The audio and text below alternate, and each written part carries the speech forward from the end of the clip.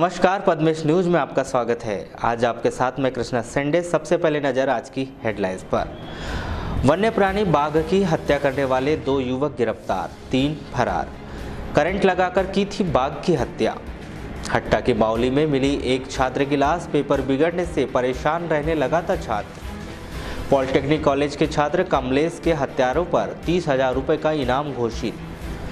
मोतीनगर चौक में बने मंदिर में रविवार को होगी मां भवानी की मूर्ति की प्राण प्रतिष्ठा। भव्य कलश यात्रा निकालकर किया गया धार्मिक अनुष्ठान का शुभारंभ। निजी फाइनेंस कंपनी से लोन लेकर कर्ज नहीं जमा करने वाले व्यक्ति को अदालत ने भेजा जेल। शैक्षणिक प्रणाली की पारदर्शिता को लेकर स्कूलों में 1 अप्रैल से लागू होगी ई-अटेंडेंस प्रक्रिया।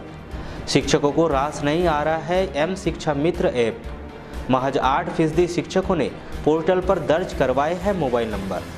विश्व उपभोक्ता संरक्षण दिवस पर उपभोक्ताओं को किया गया जागरूक। प्रभारी कलेक्टर मंजूषा विक्रांत राय ने कहा कि शहर में ही कार्यक्रम आयोजित करने से नहीं बनेगा काम।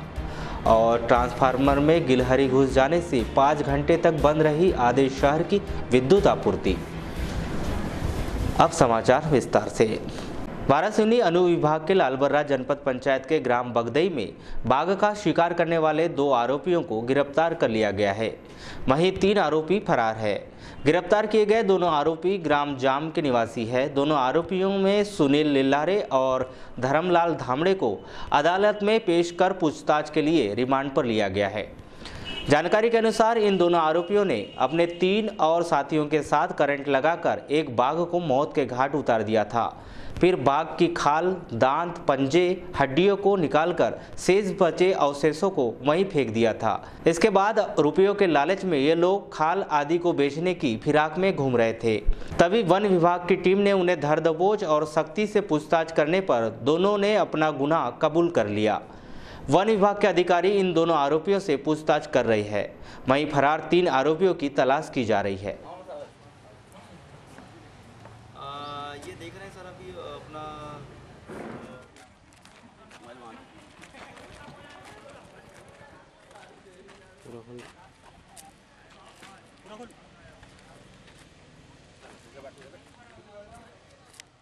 पूरा परिचय। मेरा डिप्टी रेंजर गोविंद वासनिक लिखता हूँ। मैं वारासिवनी रेंज से मैं वारासिवनी रेंज में पदस्थ हूँ। मैं सर आज क्या कार्रवाई की जाए? आज कार्रवाई इसमें ये है कि जो 2 आरोपी गिरफ्तार हुए हैं, धर्मराज और सुनील है ना, तो इन लोगों के विरुद्ध जो है वन्य प्राणी अधिनियम की धारा 1972 के अंतर्गत जो धाराएँ उपयुक्त होती है वो धाराएँ लगा के माननीय न्यायालय के समक्ष पेश करेंगे। इनके साथ और भी मतलब 5 लोगों की टीम थे, जिसमें से ये 2 लोग गिरफ्तार हुए हैं, 3 लोग फरार हैं अभी। और बहुत बारीकी से हम लोग उनको ट्रेस करने वाले हैं इधर उधर जब लोकेशन के बारे में। सर किस घटना को अंजाम दिए? इन्होंने बाघ को जो है करंट लगा करके, विद्युत लाइन से करंट लगा करके लगभग 2 किलोमीटर लाइन बिछाई थी इन्होंने, तो उसमें करंट लग करके वो जो टाइगर जो है उसकी मृत्यु हो गई।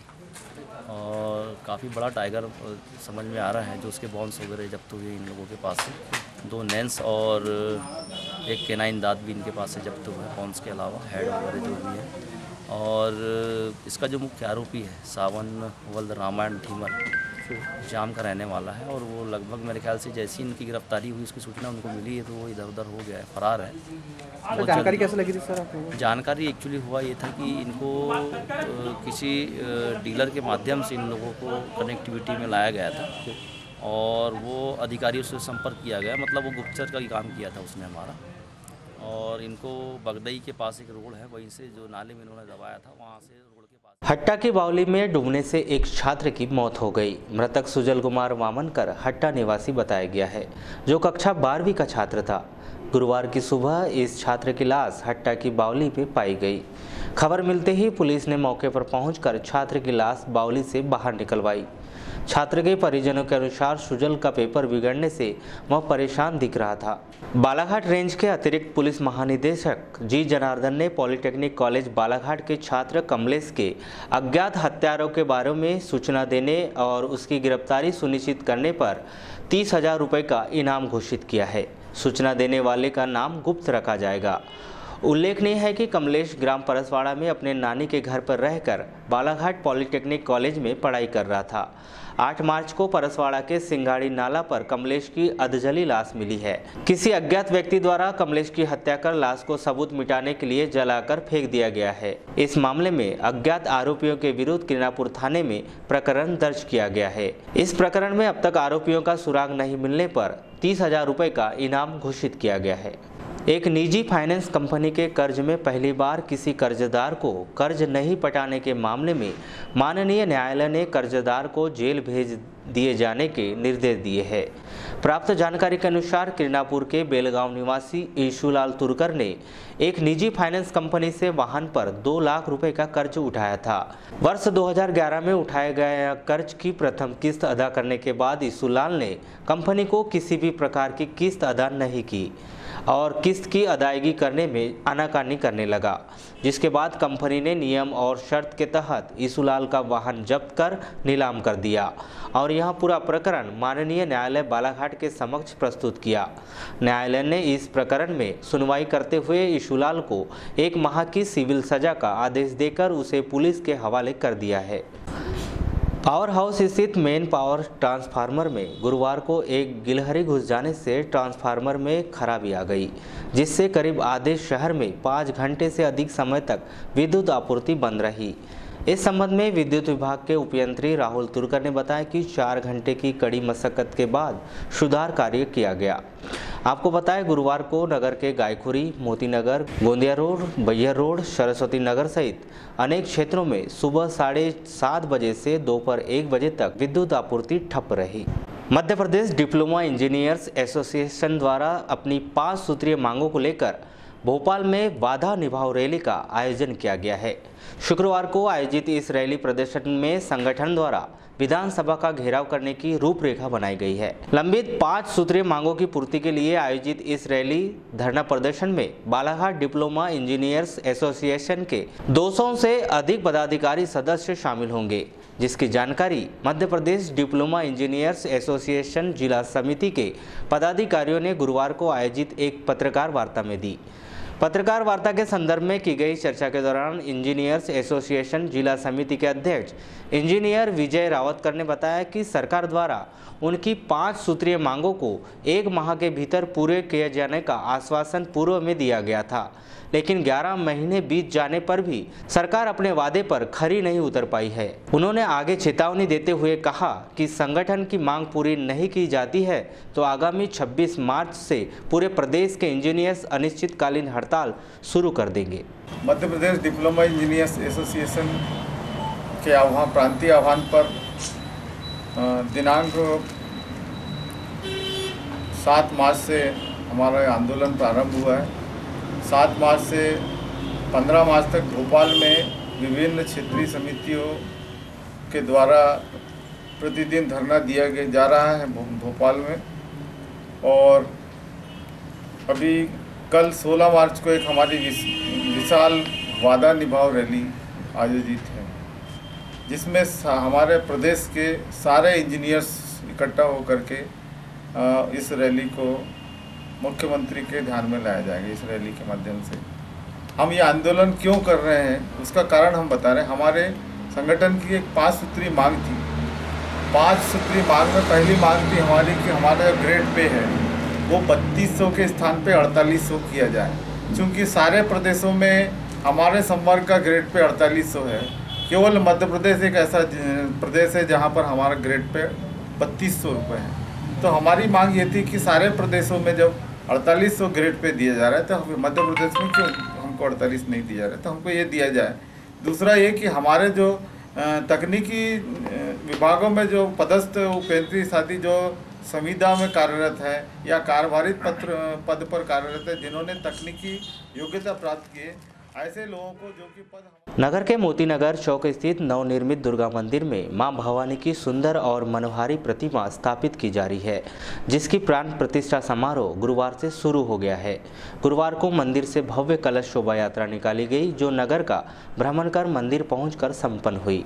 यहां शुक्रवार और शनिवार को धार्मिक अनुष्ठान के बाद रविवार को माताजी की मूर्ति की प्राण प्रतिष्ठा की जाएगी।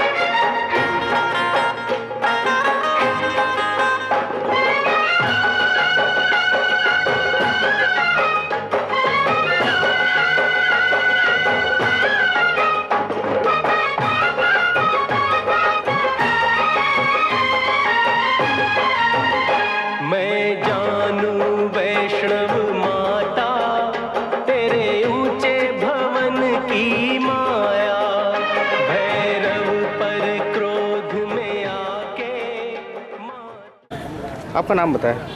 चंद्रकांत पिपलेवार।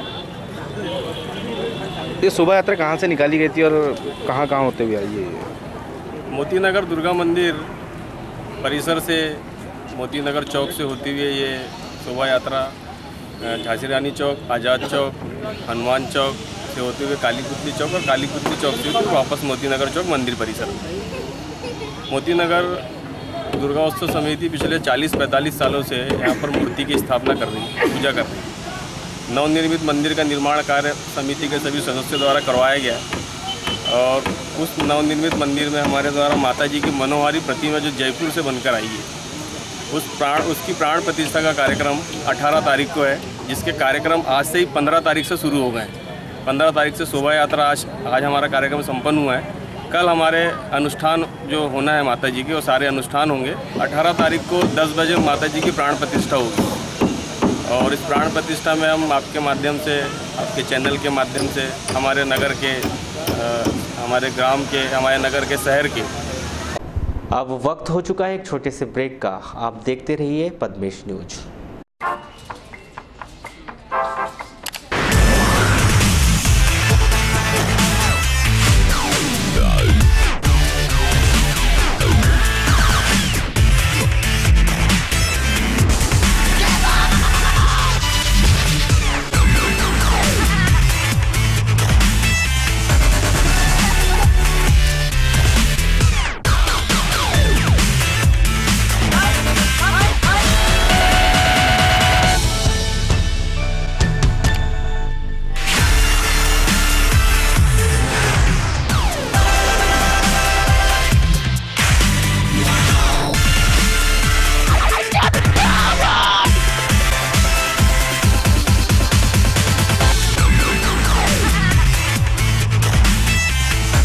और दुनिया का सच उजागर करता है बालाघाट एक्सप्रेस, एक अखबार संपूर्ण परिवार।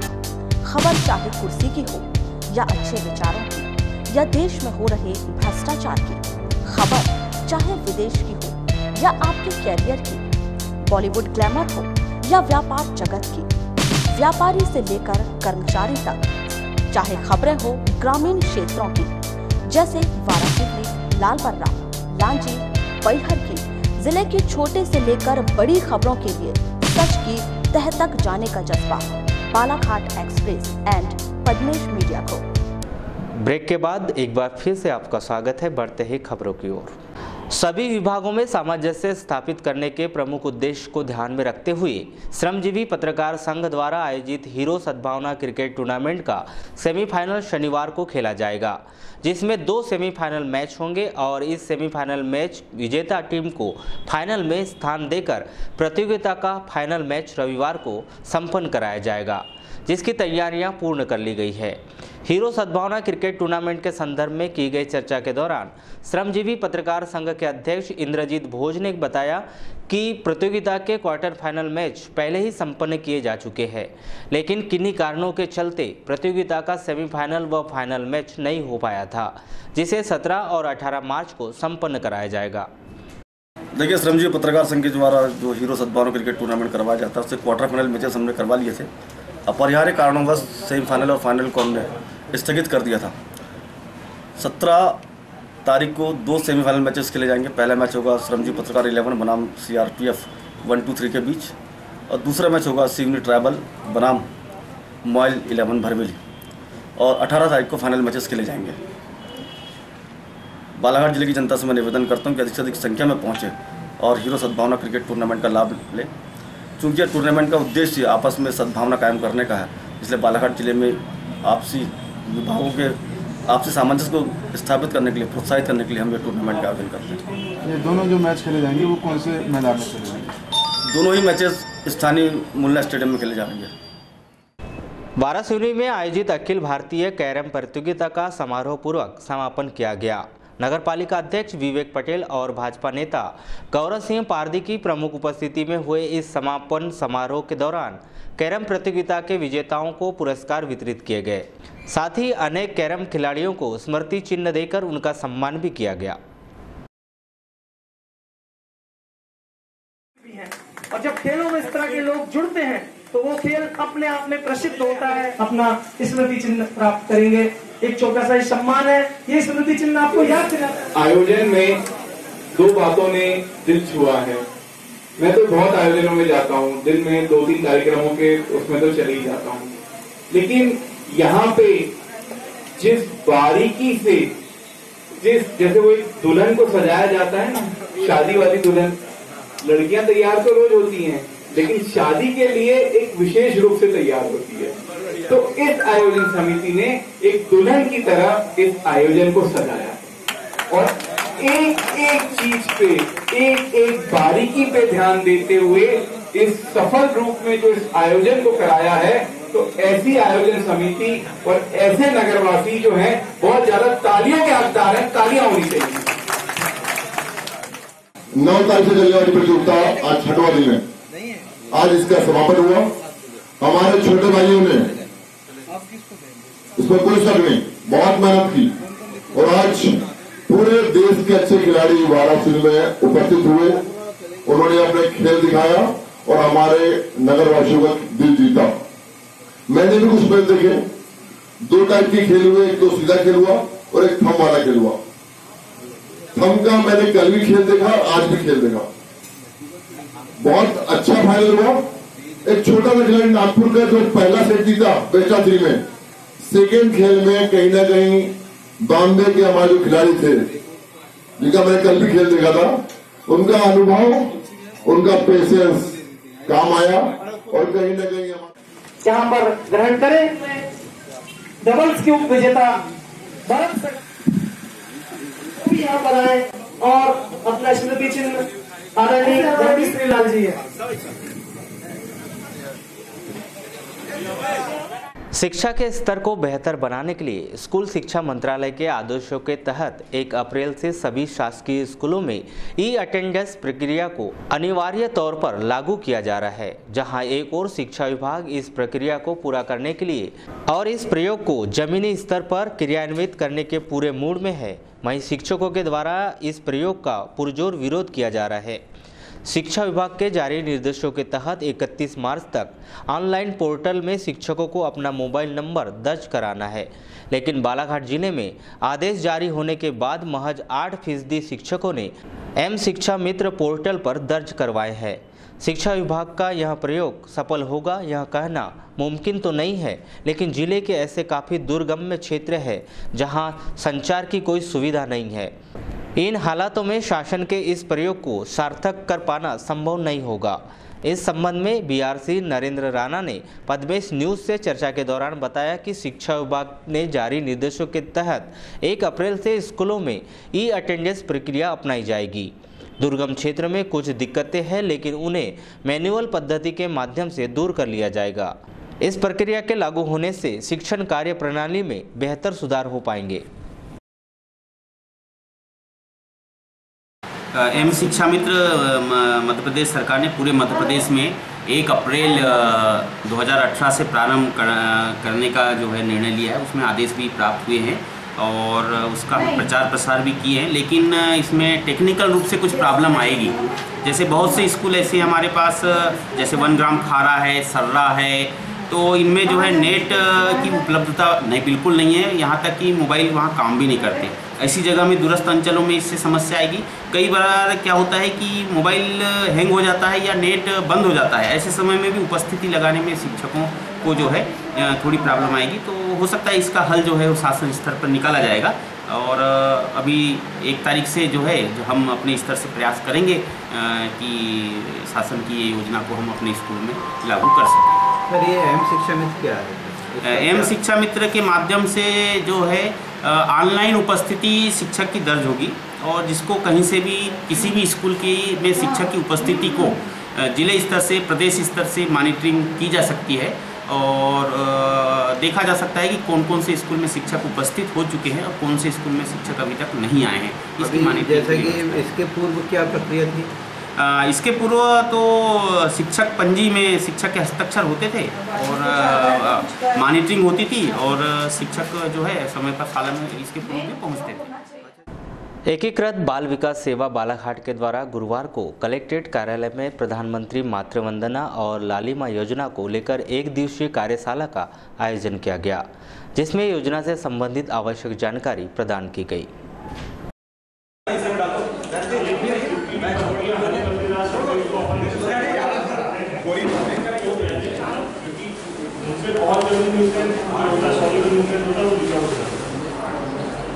इसके भी आपको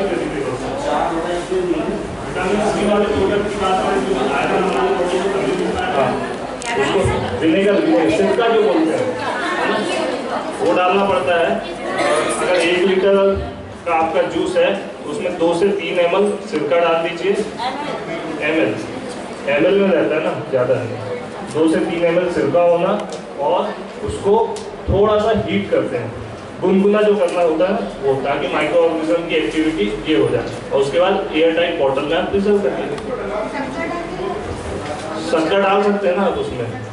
शक्कर जिस टेस्ट और फ्लेवर की बात करते हैं उसको बढ़ाने के लिए तो आप जो मसालों के शौकीन हैं वो उसमें लौंग या इलायची वगैरह भी डाल सकते हैं, लेकिन वैसे नहीं डालना है, खुले नहीं डालना है। एक उसकी पोटली बना लेना है, छोटी सी कपड़े में पोटली बना लेना है और उसको जब अपन बॉईल करते हैं ना तब उसमें छोड़ना है और उसके बाद निकाल लेना है।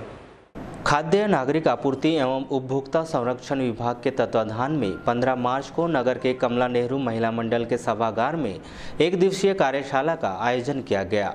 इस कार्यशाला में प्रमुख तौर पर जिला पंचायत अध्यक्ष रेखा विशेन, प्रभारी कलेक्टर मंजूषा विक्रांत राय, डिप्टी कलेक्टर संतोष चंदेल, भाजपा जिला अध्यक्ष रमेश रंगलानी, जिला विधिक प्राधिकरण के विजय खुबरागढ़े सहित वरिष्ठ गणमान्य नागरिक शामिल हुए। इस अवसर पर प्रभारी कलेक्टर श्रीमती राय ने कहा कि आज का दिन उपभोक्ताओं के लिए जागरूकता का दिन है। इस प्रकार के कार्यक्रम लगातार निगरानी की जा रही है, लेकिन इस प्रकार के कार्यक्रम ग्रामीण क्षेत्रों में हाट बाजारों में होना चाहिए। वहीं अन्य वक्ताओं ने भी इस अवसर पर अपने विचार व्यक्त किए। मेडिकल दुकानों में जो फूड प्रोडक्ट्स, फूड सप्लीमेंट्स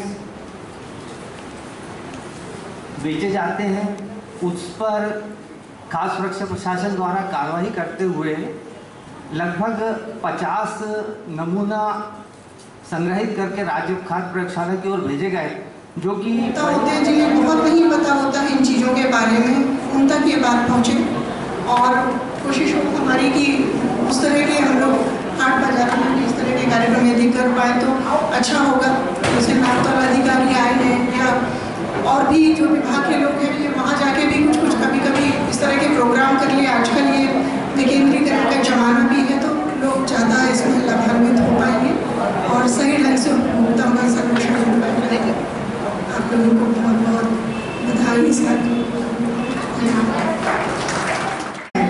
अभी भी ऑनलाइन पेमेंट होता है, शायद आप लोगों को जानकारी होगी। और जो ऑनलाइन पेमेंट करते हैं उसको HPCL के द्वारा 5 रुपये कम होता है। जैसे भी 713 रुपये का रेट है, पर उसका हमारे पास 708 रुपये हमारे ऑनलाइन में दिखाया जाता है।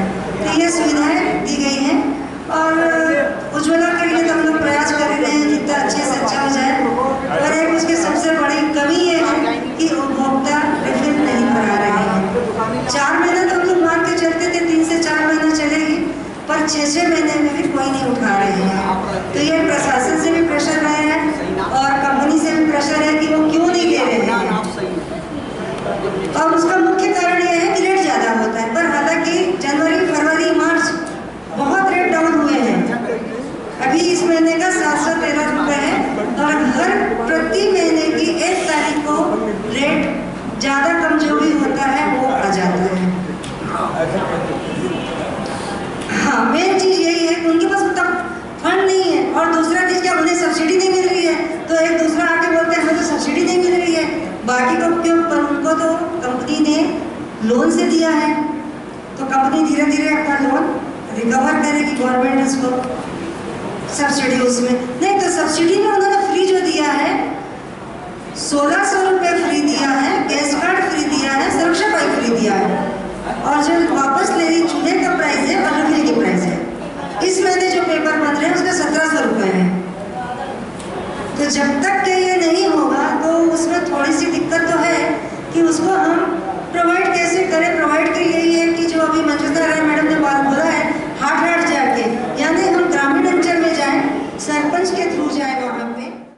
चलते चलते एक नज़र आज की हेडलाइंस पर एक बार फिर। वन्य प्राणी बाघ की हत्या करने वाले 2 युवक गिरफ्तार, 3 फरार। करंट लगाकर की थी बाघ की हत्या। हट्टा की बावली में मिली एक छात्र की लाश, पेपर बिगड़ने से परेशान रहने लगा था छात्र। पॉलिटेक्निक कॉलेज के छात्र कमलेश के हत्यारों पर 30,000 रुपये का इनाम घोषित। मोतीनगर चौक में बने मंदिर में रविवार को होगी मां भवानी की मूर्ति की प्राण प्रतिष्ठा। भव्य कलश यात्रा निकालकर किया गया धार्मिक अनुष्ठान का शुभारंभ। निजी फाइनेंस कंपनी से लोन लेकर कर्ज नहीं जमा करने वाले व्यक्ति को अदालत ने भेजा जेल। शैक्षणिक प्रणाली की पारदर्शिता को लेकर स्कूलों में 1 अप्रैल से लागू होगी ई-अटेंडेंस प्रक्रिया। शिक्षकों को रास नहीं आ रहा है एम शिक्षा मित्र ऐप। महज 8% शिक्षकों ने पोर्टल पर दर्ज करवाए हैं मोबाइल नंबर।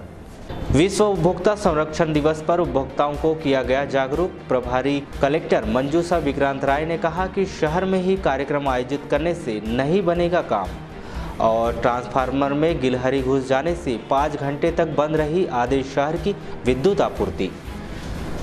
इन सभी समाचारों को विस्तार से जानने के लिए लॉगिन कीजिए हमारी वेबसाइट balaghatexpress.in पर।